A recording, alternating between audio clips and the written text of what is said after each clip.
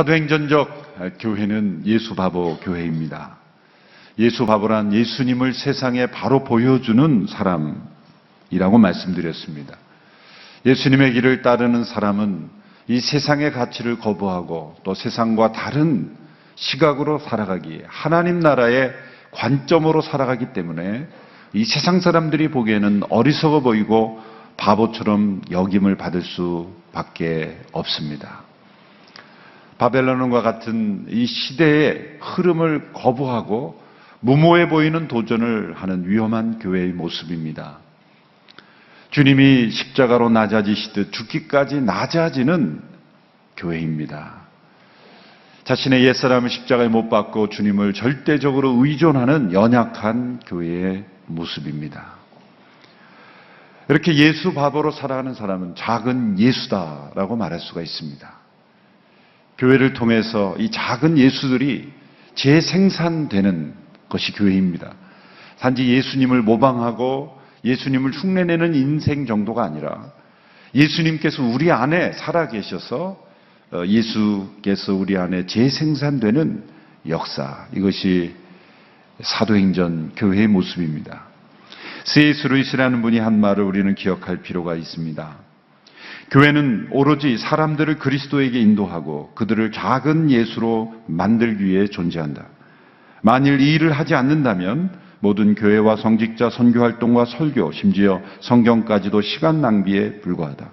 하나님께서 사람이 되신 것은 오직 이 목적을 이루기 위한 것이다. 아니, 온 우주가 이것 말고 다른 어떤 목적을 위해 창조되었을까 의심스러울 정도이다. 성경은 온 우주가 그리스도를 위해 창조되었고 만물이 그분 안에서 다 함께 모이게 되어 있다고 말씀한다. 예수 바보는 이 세상에 성육신하시는 그리스도의 몸입니다. 교회는 성육신적인 공동체입니다. 사도행전의 역사는 예수님께서 하늘로 승천하셨지만 그 예수님께서 마치 이 땅에 계시듯이 사도들을 통해 교회를 통해서 계속해서 일을 하고 계심을 우리에게 보여주는 것입니다. 예수님께서 성령님께서 오시기 전에는 직접 일하셨지만 성령님이 오신 이후에는 그 성령 받은 제자들을 통해서 성령 받은 교회를 통해서 예수님께서 이 세상 속에 계속 일하시는 역사, 그것이 바로 사도행전의 역사입니다. 성령님께서 사도들을 통하여 예수 그리스도의 일을 이루어갈 때 그것이 바로 교회의 모습입니다. 그 교회의 모습은 살아있는 모습입니다. 사도행전의 역사를 보면 이것이 교회이구나라는 것을 우리에게 보여줍니다. 죽은 교회라는 말은 말 그 자체로 성립되지 않습니다. 교회는 살아있습니다. 교회는 생명이요, 능력이요, 생동감 넘치는 우리로 하여금 새로운 소망을 갖게 하고 어떠한 상황 속에서도 우리로 하여금 희망을 가지고 걸어가게 하는 하나님의 능력입니다. 이 생동감 있는 교회의 역사가 우리 온누리교회를 통해서 나타날 수 있게 되기를 축원합니다.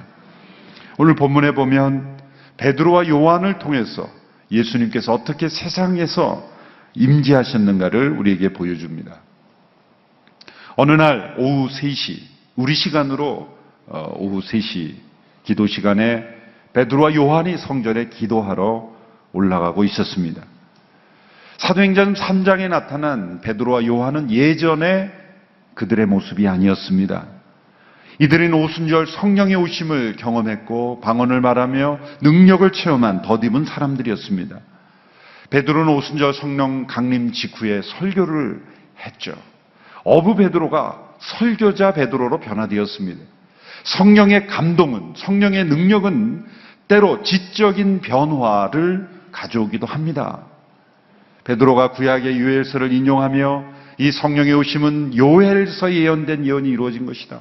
다윗이 시편 곳곳에서 영원한 생명의 길을 내다보면서 기뻐하였던 그 기쁨의 모습과 동일한 것이다. 구약을 해석하며 지금 일어난 일들을 해석하는 설교자가 된 것이에요.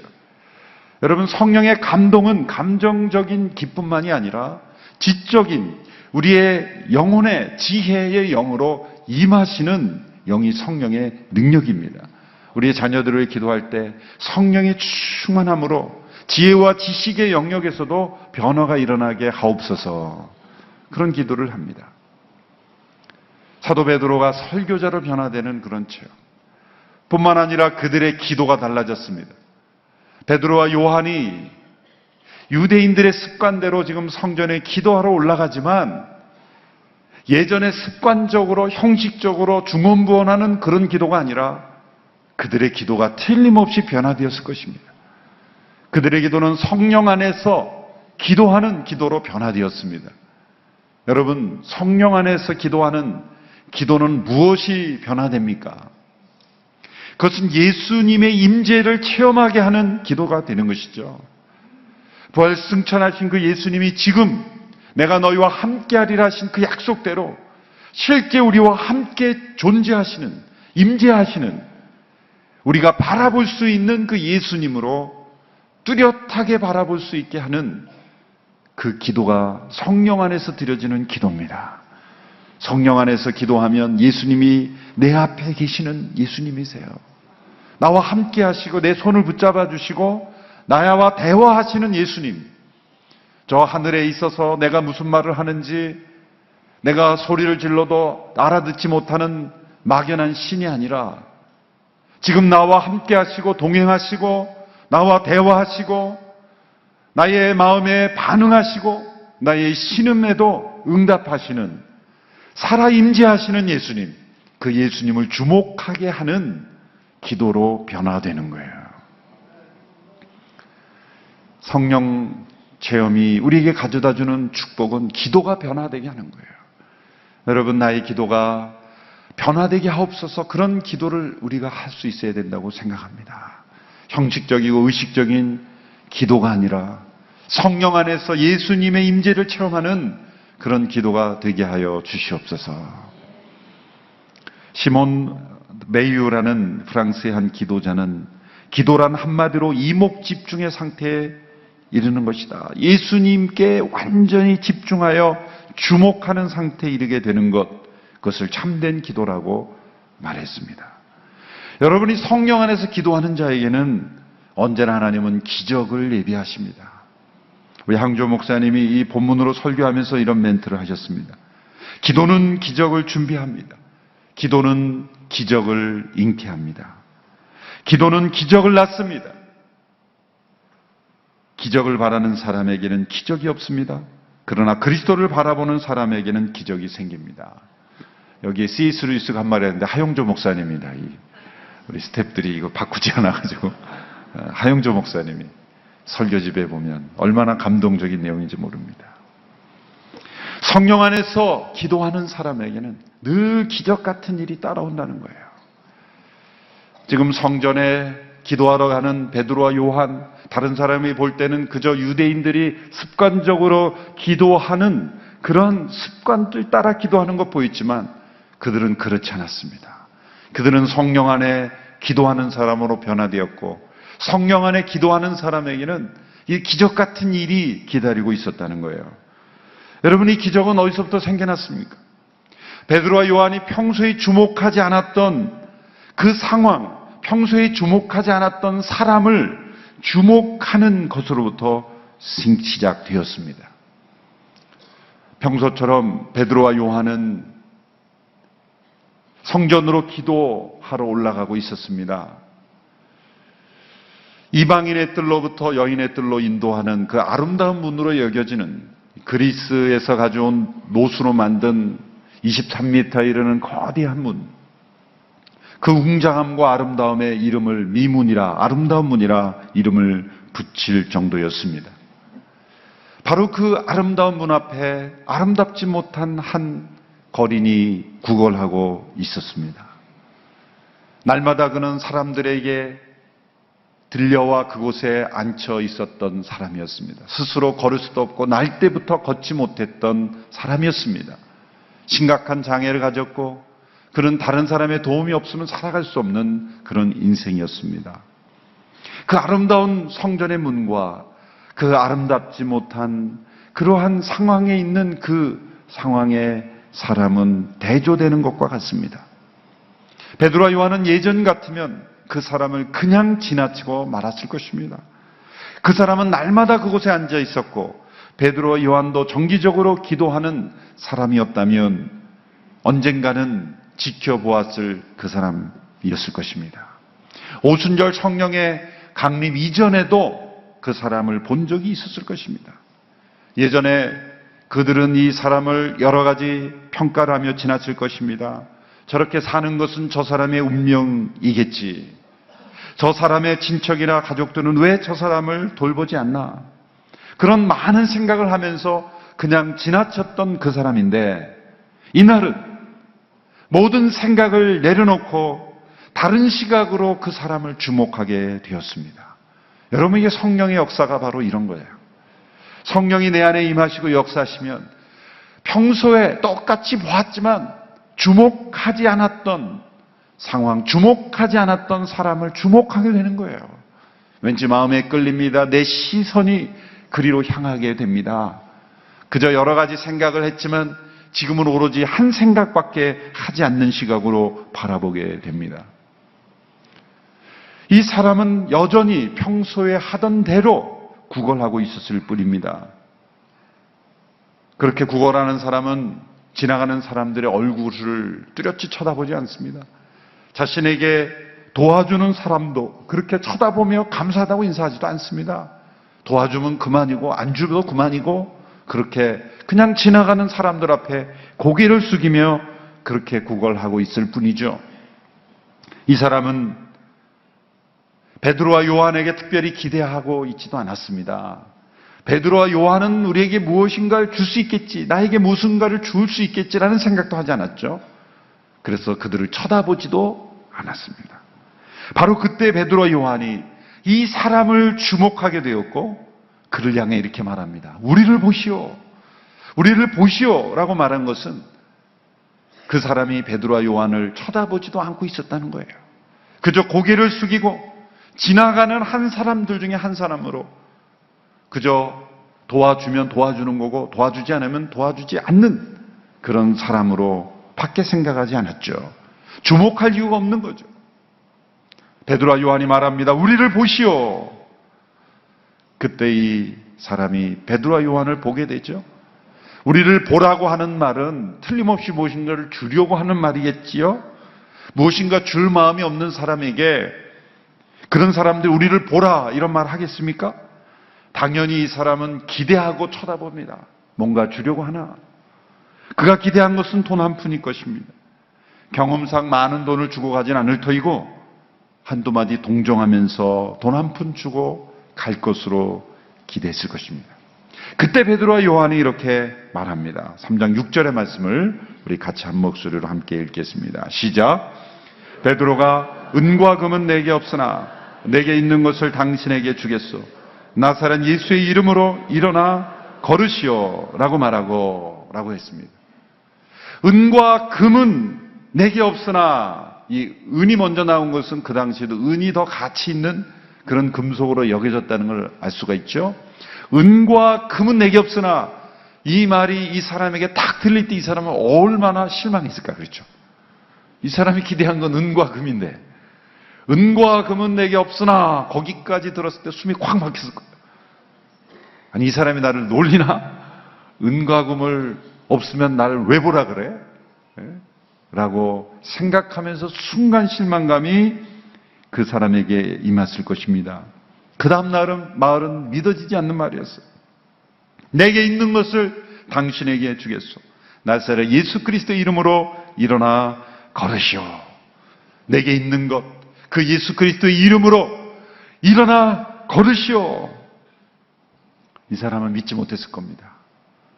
나사렛 예수의 이름이 무슨 의미를 가지는지도 알지 못했고 태어나서 한 번도 걸어본 적이 없는 이 사람에게 걸으라 라고 말하는 이 사람들이 얼마나 무모해 보이는가, 얼마나 말도 안 되는 말인가 생각하며 그는 꿈쩍도 하지 않았을 것입니다. 베드로에게 은과 금이 없는 건 당연했죠. 그러나 그들에게는 은과 금이 있는 사람과 비교할 수 없는 능력으로 충만했습니다. 그것은 하나님의 능력입니다. 천지를 창조하신 삼위일체 하나님의 능력입니다. 연약한 이를 보고 그냥 지나칠 수 없는 하나님의 사랑의 능력입니다. 예수님께서 이 땅에 임재하심으로 인해서 행하셨던 일, 행하실 수밖에 없는 일을 하고자 하는 그러한 욕구, 그러한 소욕이 일어난 것이죠. 베드로는 말로만 듣고는 일어날 수 없는, 그 말을 믿을 수 없는, 예수님의 이름의 능력을 한 번도 체험하지 못했던, 이 믿음도 없이 그저 당황하고 있을 뿐인 이 사람의 손을 잡아 일으킵니다. 오늘 보면 7절, 8절의 말씀을 보십시오. 같이 읽습니다. 시작. 그의 오른손을 잡아 일으키니 그의 발과 발목이 곧 힘을 얻어 뛰어서서 걷기 시작했습니다. 그는 걷기도 하고 뛰기도 하며 하나님을 찬미하면서 그들과 함께 성전으로 들어갔습니다. 그는 말만 듣고는 일어날 수 없는 사람이, 믿음도 없어요.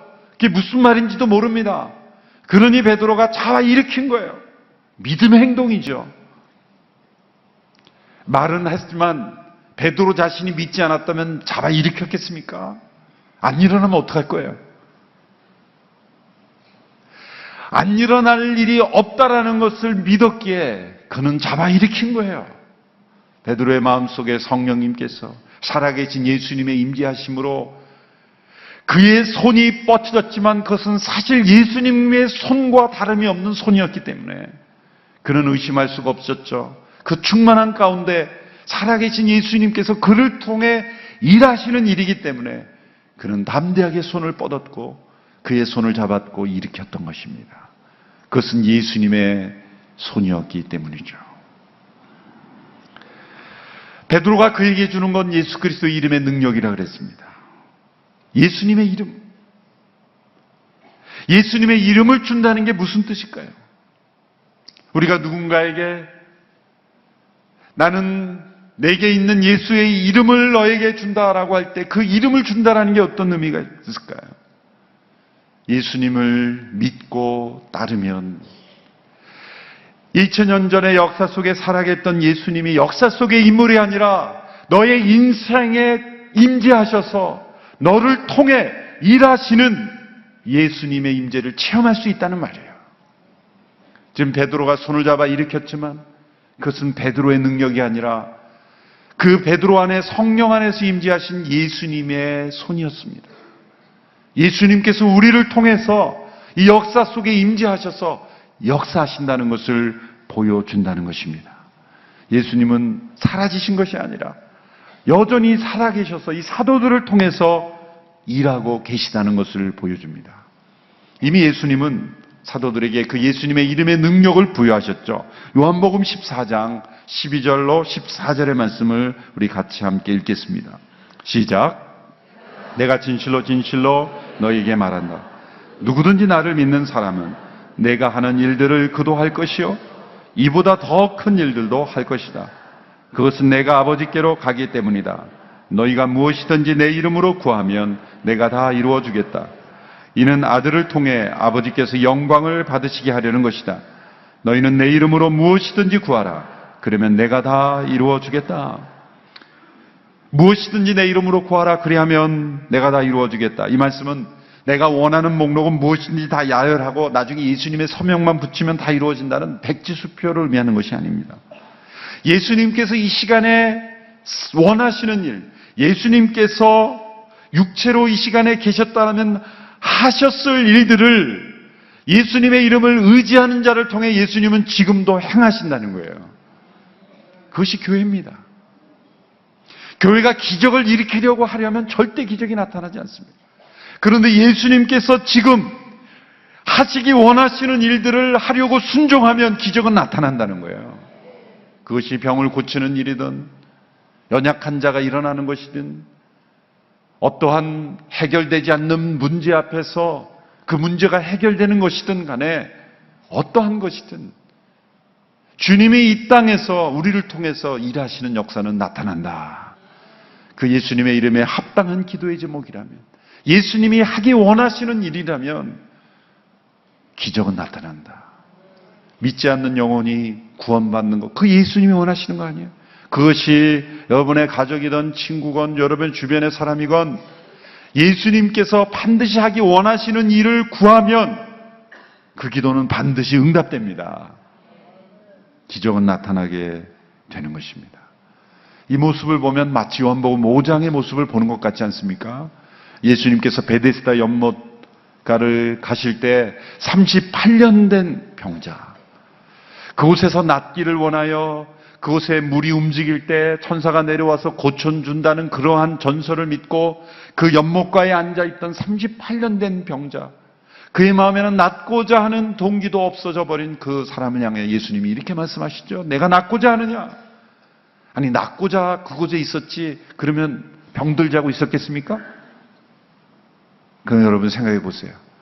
병이 오래되면 사람이 절망하면 낫고자 하는 마음도 없어집니다. 그렇죠? 처음에는 낫고자 하는 마음이 있었겠죠. 그런데 사람이 포기하게 되면 낫고자 하는 마음도 없어지는 거예요. 그래서 예수님은 먼저 그 소원을 일으켜주는 거예요.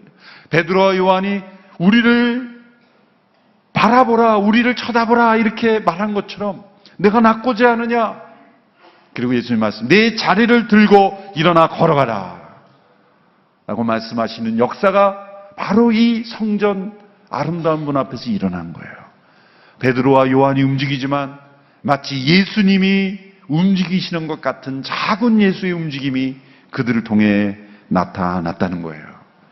참된 기적은 예수님께서 성령 안에 거하는 그분의 백성들을 통해서 행하시는 기적입니다. 여러분, 기적 같은 일이 나타날 때 그 사람을 절대 주목하지 않게 되기 바랍니다. 교회 안에 어떤 기적의 역사, 놀라운 표적들, 그것이 목회자든 사역자든 간에 그 통로가 되는 사람을 주목하는 순간 예수님의 임재는 사라지고 그 사람 또한 시험에 들게 되는 거예요. 모두가 다 예수님께서 지금 이 땅에 성령 안에서 임재하심으로 그들을 통해 일하시는 기적일 뿐입니다. 그것이 진짜 예수 바보입니다.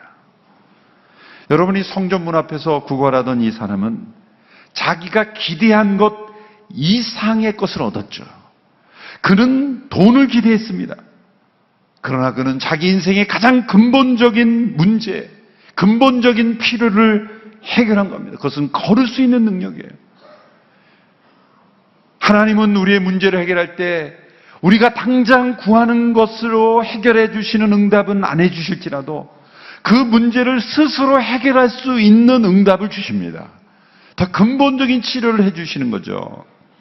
여러분, 사람은 진짜 자기에게 필요한 필요가 무엇인지를 모르고 살아갑니다. 내가 지금 가장 절실하게 필요하다고 생각하는 그 필요가 실상은 가장 필요한 것이 아닐 수 있습니다. 더욱더 우선적이고 근본적이고 중요한 필요가 있을 수 있다는 거예요. 여러분, 내가 원하지 않고 뜻하지 않았고 기대하지 않았던 그런 고난이 찾아오는 것, 내가 원하는 길대로 이루어지지 않는 가장 많은 이유는 내가 지금 바라고 구하는 것이 진짜 나에게 필요한 것이 아닐 수 있다는 거예요. 그런 각도에서 나의 실패를 바라보면 하나님께서 이루시는 일들을 깨달을 수가 있어요. 삶의 실패를 경험했습니까? 진짜 내가 필요한 것이 그것이 아닐 수 있기 때문이에요. 더 근본적인 필요, 더 중요한 필요를 채워주시는 하나님의 역사일 수가 있는 것입니다. 우리는 생명을 유지하는 필요만을 붙잡습니다. 그러나 더 중요한 것은 생명답게 살아가는 필요를 우리에게 채워주시는 것인 줄로 믿습니다. 예수님의 능력이 임할 때는, 예수 이름의 능력이 임할 때는 언제나 사람들이 바라던 것 이상의 것을 얻게 됩니다. 아무도 기대하지 않았던, 나 자신이 기대하지 않았던 가장 중요한 것을 해결하게 하는 거예요. 어느 책을 보는데 이런 청년의 이야기를 읽었습니다. 어떤 젊은이가 교회에 출석하기 시작했어요. 그 젊은이가 교회에 출석한 동기는 여자 때문이었어요. 성가대에 있는 어떤 젊은 여자를 보고 반해서 그 여자를 보기 위해서, 만나기 위해서 이제 예배에 참석하기 시작한 거예요. 과거에 그래봤던 경험 있으신 분 꽤 있으시죠? 그 아가씨를 보기 위해서 예배에 출석했습니다. 그래서 그 예배당에 참여해서 앉아 있는데 갑자기 예배를 안내하던 분이 오셔서 이렇게 얘기하는 거예요. 청년, 좀 부탁을 해야 되겠어. 오늘 성경 봉독하기로 한 청년이 나오질 않아서 갑자기 이게 문제가 생긴 거예요. 그래서 실례하지만 대신 성경 봉독 좀 해줄 수 있겠느냐고. 그러니까 순간 해본 적이 없는, 읽어본 적이 없는 성경을 읽으라고 하니 얼마나 당황스럽겠어요. 그런데 순간 그 아가씨 생각이 난 거예요. 내가 나가서 성경을 읽는 모습을 보면 그 아가씨가 나를 다른 시각으로 보지 않을까. 그런 생각에 아가씨 때문에 하겠다고. 그렇게 좋은 인상을 주려고 읽고 이제 나가는 거예요. 그날 본문이 요한복음 10장 10절의 본문이에요. 도둑은 훔치고 죽이려고 멸망시키려고 온다. 그러나 내가 온 것은 양들이 생명을 얻게 하되 더욱 풍성하게 얻게 하는 것이다. 이 말씀을 읽으면서 깜짝 놀란 거예요. 지금 자기가 도둑처럼 교회에 온 거기 때문에. 더 깜짝 놀란 것은 예수님이 오신 것이 생명을 얻게 하고 더 풍성하게 얻게 하려는 것이다 라는 말씀이었어요. 그런데 이 청년이 그 말씀을 읽어나가는 순간 성령님이 임재하신 거예요. 이 말씀이 충격으로 다가온 거예요. 그 순간 그는 자기가 성경 봉독을 여러 사람 앞에서 하고 있다는 것도 잊어버리고 자신도 잊어버리고 그 아가씨도 잊어버리고 다 잊어버리고 순간 말씀을 읽고 난 다음에 단상에 있는 목사님에게 물어본 거예요. 이게 사실입니까? 정말 우리가 진짜 생명을 얻고 풍성한 얻게 생명 얻게 하려고 오셨습니까? 질문을 한 거예요. 얼마나 당황스러웠을까요? 그런데 그 말에 성령님의 임재가 있는 거예요. 여러분, 우리가 말씀을 읽지만 진짜 사실입니까? 여러분, 그런 도전으로 읽냐 이 말이죠. 사실이건 아니건 그냥 빨리 읽고 지나긴 하자, 그런 생각으로 우리가 성경을 읽을 때가 얼마나 많아요. 진짜 사실입니까? 그 말에 모두가 다 이 말씀의 임재, 생명의 그 임재하심을 경험했다는 거예요. 예수님의 능력이 임할 때는 언제나 사람들이 기대한 것 이상의 것을 얻게 됩니다. 예수님의 임재하심은 인생의 보다 더 근본적인 문제를 해결해 주십니다. 성전 문 앞에서 구걸하던 사람은 돈 한 푼을 기대했지만 예수님은 그에게 사도들을 통해 생명의 능력을 그에게 공급해 주신 것입니다. 여러분, 교회란 물론 우리가 구제하고 나누고 여러 사역들을 통해서 보살펴야 합니다. 그러나 교회는 인생의 진짜 문제, 근본의 문제, 죽음의 문제, 생명의 문제를 다루는 공동체입니다. 우리가 그들에게 생명을 주지 못한다면, 영원한 생명을 주지 못한다면 우리의 구제도 헛것이 될 수도 있어요. 우리의 구제를 통해 그들에게 진정한 생명 양식이 되신 예수 그리스도의 임재하심이 그들에게 증거되기를 축원합니다. 예수님의 이름은 인생의 가장 근본적이고 중요한 필요를 해결해 주는 이름입니다. 우리 죄를 대속하심으로 영원한 하나님의 진노로부터 우리를 구원하시는 생명의 이름입니다. 그 이름의 능력, 그 이름의 능력이 우리에게 주어져 있음을 믿습니다. 우리가 예수님의 이름으로 기도한다는 것은 그 이름의 능력이 우리 가운데 살아있다는 것이고, 예수님이 우리 가운데 임재하셔서 우리를 통해 지금도 일하고 계시다는 것입니다. 그 예수님의 임재를 날마다 성령 안에서 기도를 통해 체험하는 우리 모두가 될 수 있게 되기를 축원합니다. 오늘의 교회가 그 이름의 능력이 세상 속에 나타나는 일에 쓰임받는 그런 성령 공동체, 기도의 공동체, 사역의 공동체, 선교의 공동체가 되기를 주님의 이름으로 축원합니다.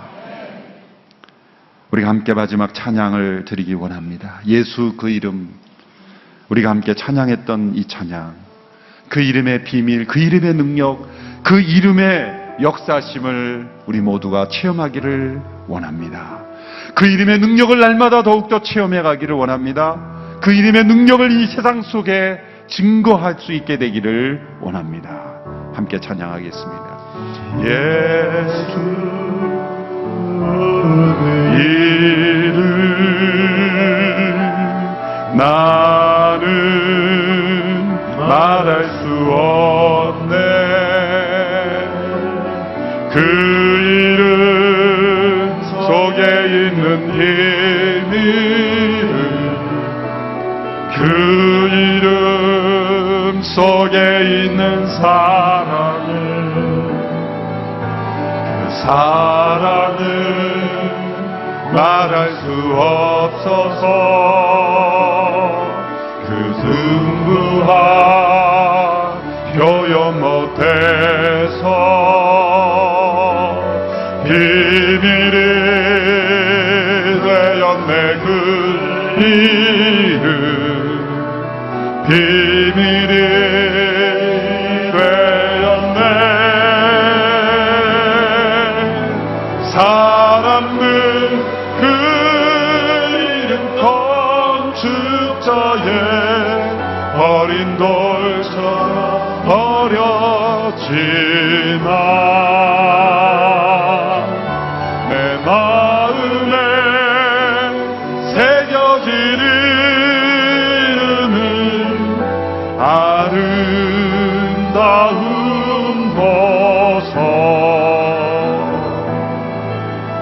내게 있는 귀한 비밀이라.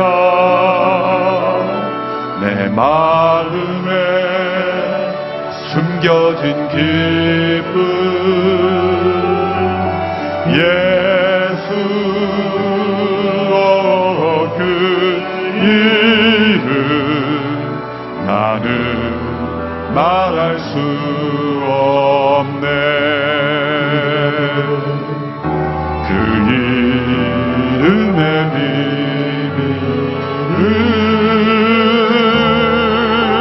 그 이름의 사랑은. 살아계신 주님, 이 시간 우리 교회를 통해 임재하시기 원하시는 주님, 그 이름의 능력을 체험하는 교회 되기 원합니다. 그 이름의 능력을 세상에 선물하는 교회가 되기를 원합니다. 그 이름의 능력이 나타나 지금도 역사하시는 성육신하신 예수님의 임재하심이 온 세상에 나타나는 교회로 쓰임받게 되기를 원합니다. 은과 금은 내게 없으나 내게 있는 것 나사렛 예수 그리스도의 이름을 주었던 사도 베드로처럼 우리도 이 세상에 예수 그리스도의 이름의 능력을 나타내는 교회 되게 하여 주옵소서. 먼저 그 이름의 능력을 체험하기 원합니다. 그 이름의 능력 가운데 거하게 되기를 원합니다. 우리 모두에게 임재하여 주옵소서. 그 이름을 믿고 의지하는 모든 성도들에게 역사하여 주시옵소서. 예수님의 이름으로 기도합니다. 아멘.